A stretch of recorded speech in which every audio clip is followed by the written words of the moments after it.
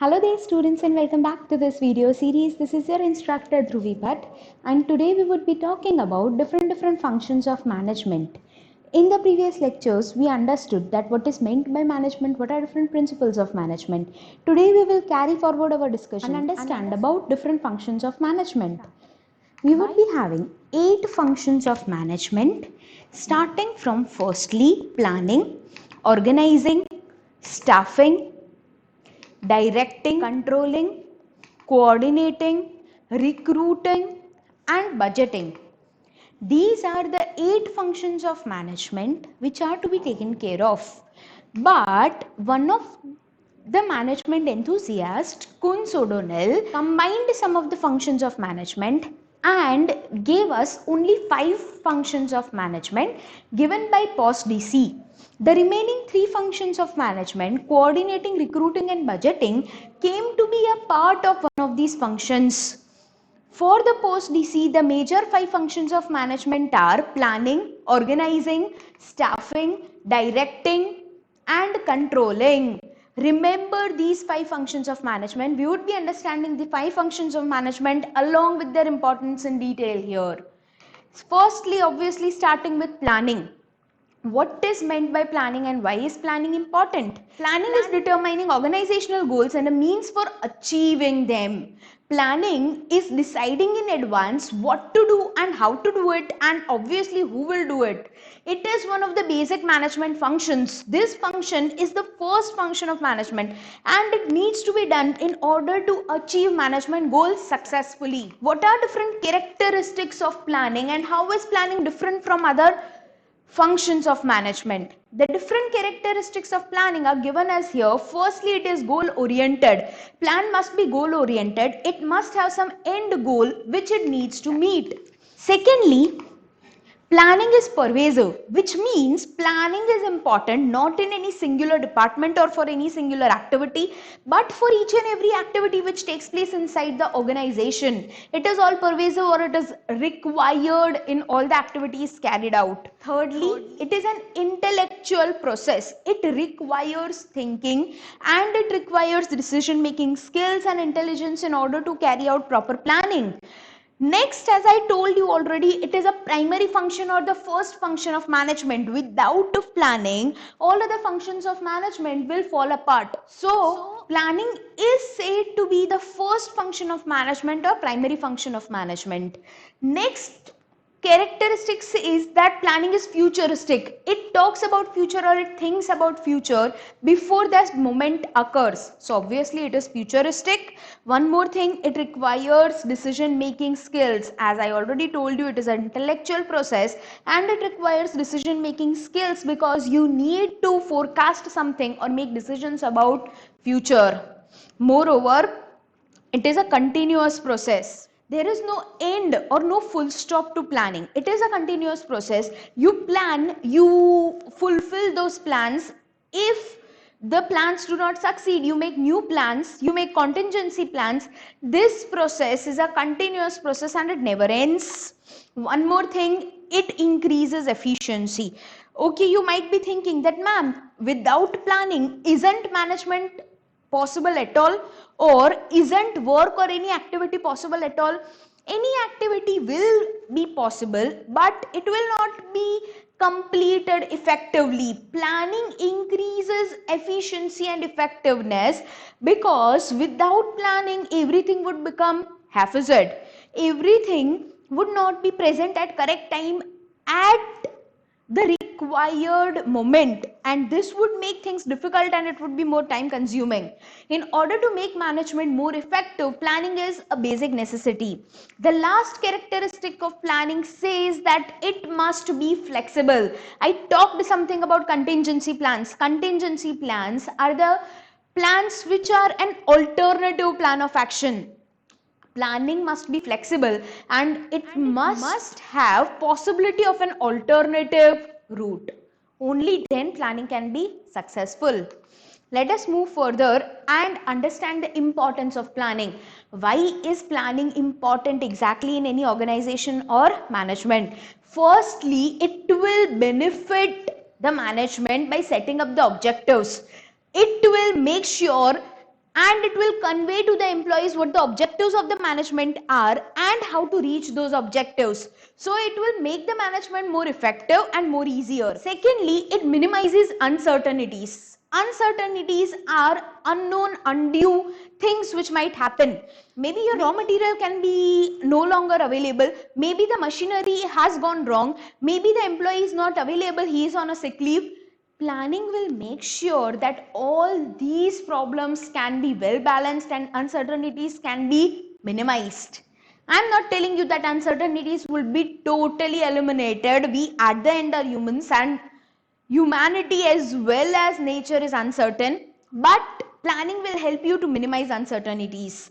Thirdly, it facilitates coordination of all the activities. If everyone is knowing that when a particular activity is going to take place, there will be a smooth coordination between all the departments and between all the employees, which will limit the chaos. The next advantage or importance of planning says that it improves employee morale, because employees are satisfied by continuously getting more benefit and without any chaos, maintaining everything, and there as well as organization's objectives being met, their morale will increase and over a period of time they will be more beneficial to your organization.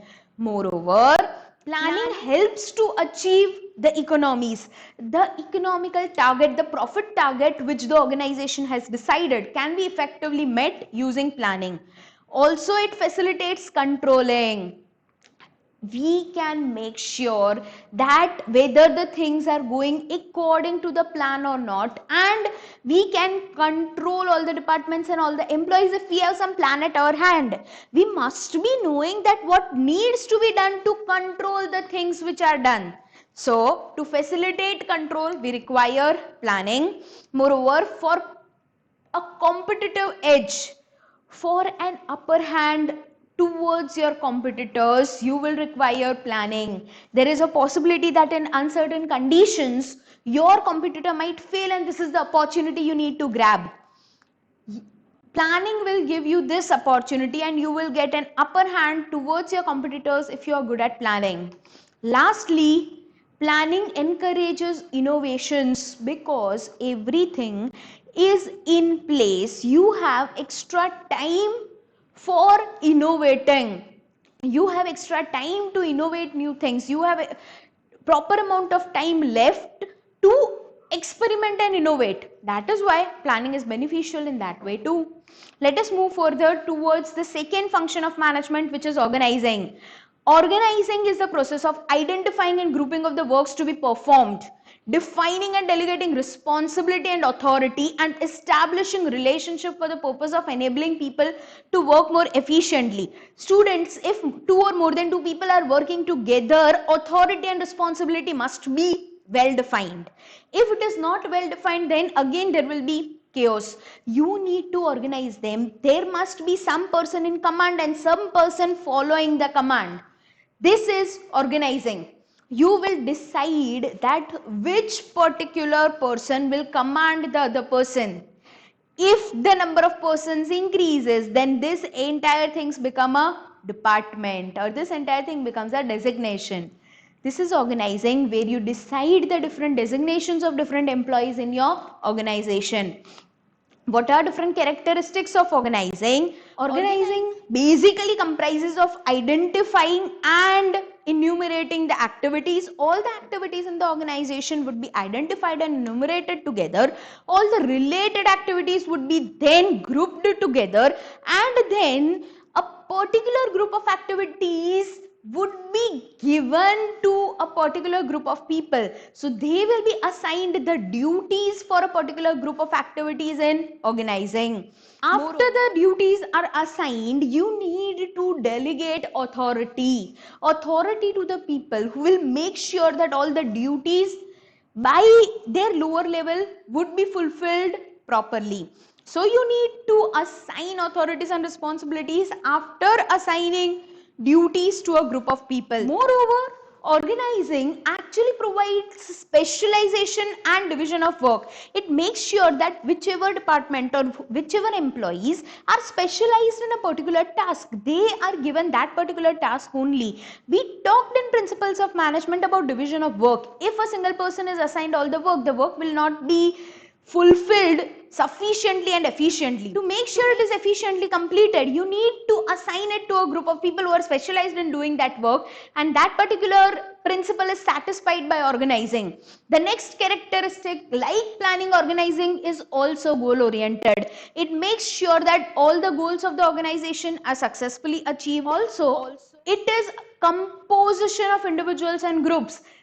In organizing, you can delegate authority to an individual person, or you can give it to a group of people also. As I already told you before, the last characteristic says that organizing is also a continuous process. Organizing is a continuous process where you might change the roles, responsibilities and authority given to different people as and when the need arises. Let us talk about importance of organizing. Why is organizing important in an organization?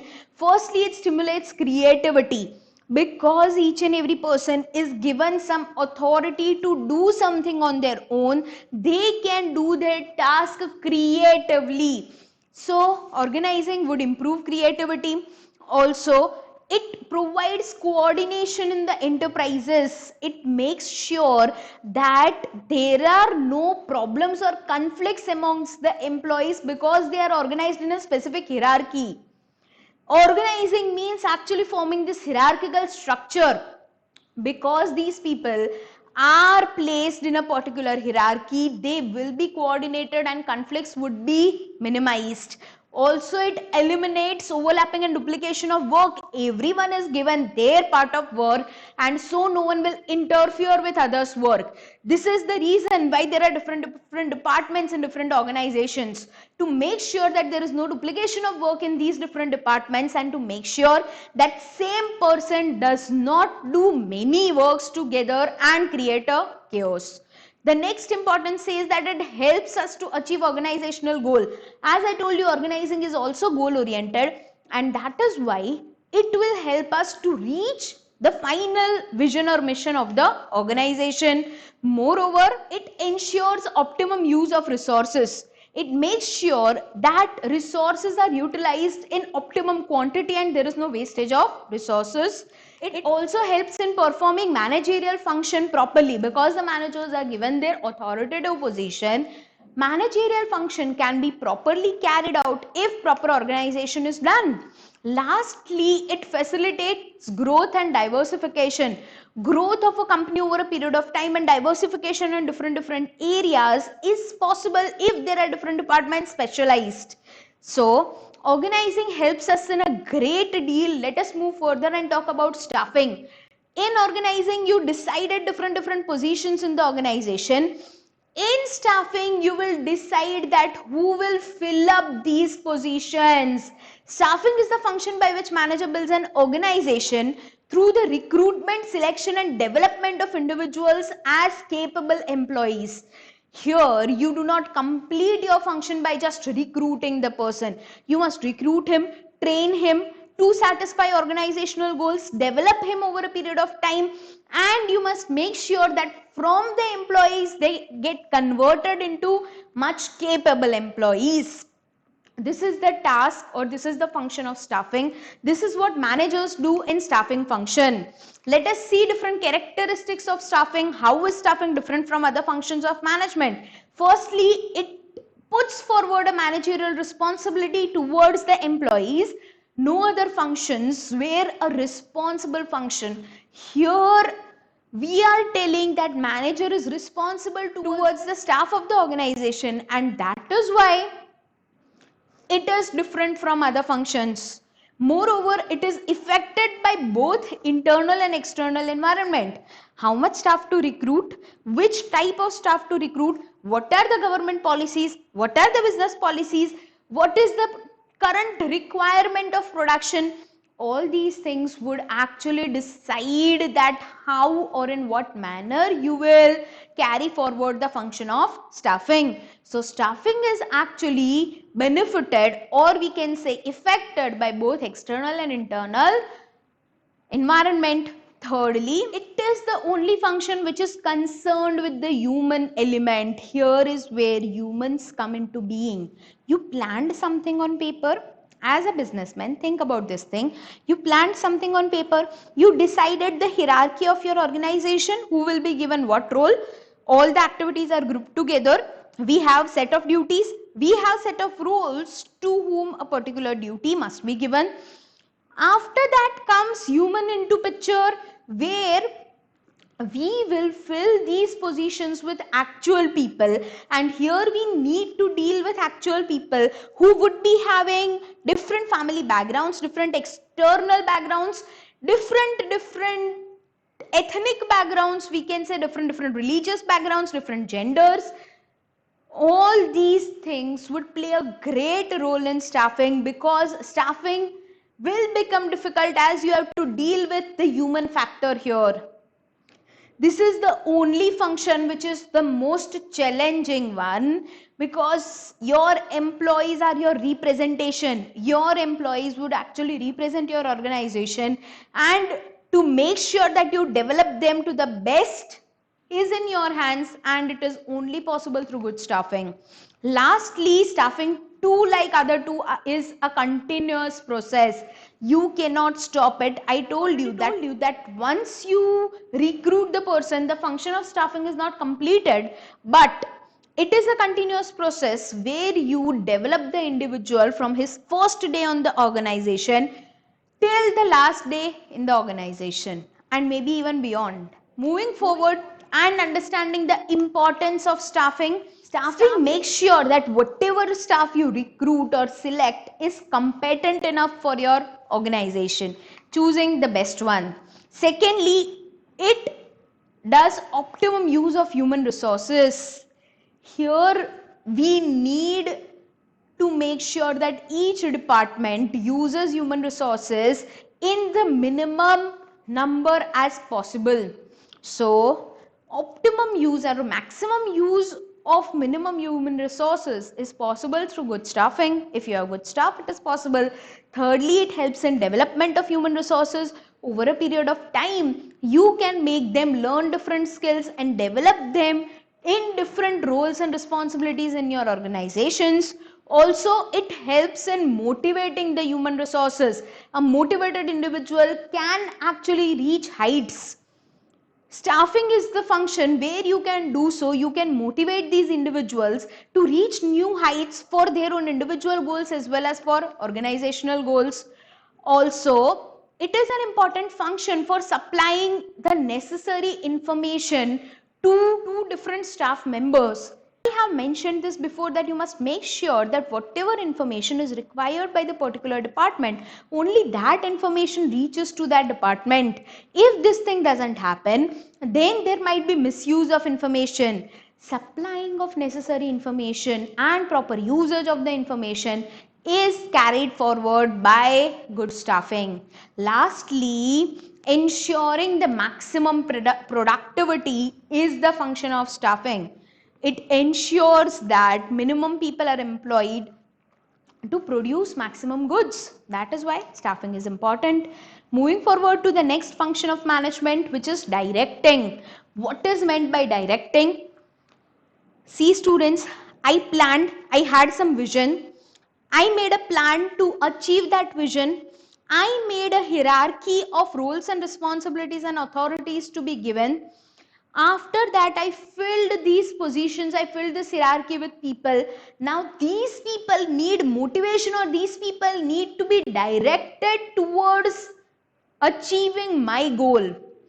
This is someone else's goal. This is the goal of the owner of the business. So to make sure that all the staff members are directed towards the same goal, our next function of management comes into being. Directing means giving instructions, guidance, counseling, motivation, and leading the staff of an organization in doing work to achieve organizational goals. I told you that this is not an individual goal. Individual goals will be satisfied by the individuals themselves. My goal is to eat 2 times a day. That goal I'll satisfy by myself. But if there is some organizational goal, then there must be some person who will guide me or lead me towards that goal. That person does the function of directing. How is directing different from other functions of management? Let us see different characteristics of directing. Firstly, it is also a pervasive function. It is required in each and every department. It is required in each and every activity carried out in the organization. You need to make sure that there is a leader to each and every group who will lead the task force in proper direction. Secondly, it is also a continuous activity. You cannot just leave your employees behind. A leader must be continuously present with the employee whenever they require. It is a creative activity. Everyone cannot be a leader. Everyone cannot be a project manager. Everyone cannot be a team leader. So, it is a creative activity and it must be fulfilled properly. Moreover, it is an executive function. It is a function which requires quite a lot of discipline and loyalty towards organization. So, it is an executive function. Moreover, this function includes delegation of work. It is a function where you need to delegate work to proper people at proper time. So this function requires delegation skills. Lastly, directing also has to deal with human factor, the very uncertain and very difficult one. Here you have to lead people, the unmotivated ones, to achieve someone else's goals. Quite a difficult task. So all the best with that. Let us understand importance of directing and why is directing a necessity in any organization. The first importance says that directing initiates actions. Up till now we were just talking. Here you start acting. Directing means commanding. Here as well as leading. Here you will make sure that the employees under you act according to the goals. And that is why it initiates actions and it also integrates efforts. It makes sure that each and every individual, though working independently, integratedly, they satisfy the organizational objectives. Thirdly, it is a very effective means of motivation and that is why it is an important function. It also provides stability over a period of time. It makes sure that everyone is directed towards the same goal and that is why it makes sure that there is stability in the organizational development. Moreover, directing helps coping up with changes. If there are some changes in the organization or in the department, directing or leading function will make sure that these changes do not ill affect the organization. So, directing is very important. Lastly, it makes sure that resources are utilized effectively. Directors will look upon that human resources and other resources are properly utilized in the organization to achieve the goals of organization. Basically, it is a leading function which makes sure that organizational goals are satisfied by taking up the responsibility of entire task force. Moving towards the last function of management, which is controlling. It is rightly said, students, planning and controlling are twins of management. Planning and controlling go hand in hand. For planning to work, there must be good control. For controlling to work, there must be a good plan. Controlling just simply means making sure that everything is going according to the plan. If something is not going according to the plan, go back to the planning function, change the plan, come back here.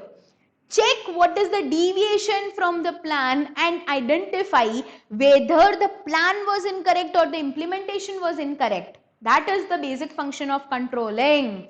Let us technically define it. It is the last function of management and it is useful for monitoring progress towards goal achievement and taking corrective action when progress isn't being made. As I told you, in controlling, you will identify that what are the problems. If the progress or if the said goals are not being achieved, then you need to identify the problem, take corrective actions, either change the plan or change the implementation or change the employee. You can do whatever is required here in control. Let us see what are different characteristics of controlling. Controlling firstly is always forward looking. Controlling is forward looking process. Here you do not need to identify whose fault it was. If something goes wrong, the goal of controlling is not to go back, blame someone, fire someone, or maybe fire an entire department, or criticize an entire department or criticize an individual. Controlling is actually a forward looking process. Whatever happened, happened. But by controlling, you will analyze that if some things went wrong, what was the reason due to which these things went wrong, and next time when the same activity is given, then the same mistake should not be repeated. That is the goal of controlling. It is a forward looking process and not a backward looking process. You do not have to have a misconception that this is actually where employees would be pressurized. No, this is not where employees will be pressurized, but this is where employees will be given a chance to improve next time. Secondly, it is a function of management that exists at each and every level of organization. In contrast to whatever you would have thought, controlling is not only for the lower level of employees. Controlling exists at each and every level of organization. Top level management, middle level management, low level management, each and every level of management need controlling to make sure that whatever problems occurred this time do not reappear or resurface. Thirdly, like others, this is also a continuous process. It cannot stop. It cannot stop, otherwise the function would be unnecessary. If you do not have any plan to follow, then control would be unnecessary. If you do not control, then plan will be unnecessary. This is both of these are continuous processes where each activity is planned and controlled, and after each activity corrective action will be taken. Moreover, I have told this many a times that it is linked with planning. Without planning, controlling is crippled. Lastly, like others, controlling too is goal oriented. Of course, it exists to make sure that the goals are achieved. So, controlling too is goal oriented like other functions of management. Today, students, we talked about 5 different functions of management. We will lastly talk about importance of controlling. First importance says that it guides the management in achieving predetermined goals. It makes sure that all the goals are achieved properly and prominently. Secondly, it ensures effective use of scarce and valuable resources. It makes sure that there is no wastage of resources. If there was a wastage of resources, then this is not repeated. It identifies ways to use minimum resources and achieve maximum productivity. Thirdly, it facilitates coordination like direction. This too facilitates coordination because all the levels of organization will know the corrective path towards the future activities and they can coordinate in better manner if there is a good control. Also, it leads to delegation and decentralization of authority. If there is a good control, then people with lower levels of management, people at lower level of management can be given authority to take decisions. So, if there is a good control, it will help in decentralization of authority. Lastly, it spares top management to concentrate too much on policy making. If there is a good control, then top management doesn't need to take very strict actions. It makes sure that top management is always not busy in policy making but identifies some innovative works to do. Okay, students, we studied 5 functions of management: planning, organizing, staffing, directing, and controlling. That was all about today's lecture. Thank you so much for such patiently listening to me. This is Ruby Bhatt signing off. Until next time, bye-bye.